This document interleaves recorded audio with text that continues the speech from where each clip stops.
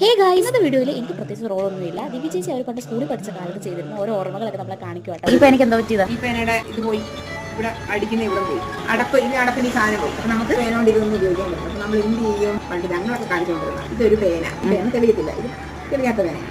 നമ്മൾ പേന എടുത്തിട്ട് ഇതിന്റെ ഫില്ലറിന് കുഴപ്പമില്ല, ഈ ഫില്ലറിനകത്ത് ഇടും. അപ്പൊ ഈ ഫില്ലർ ചേരത്തില്ല. അപ്പൊ നമ്മൾ എന്ത് ചെയ്യും? എടുത്തിട്ട് ഒടിക്കും. ഇത് തമ്മിലുള്ള നീളം നോക്കും.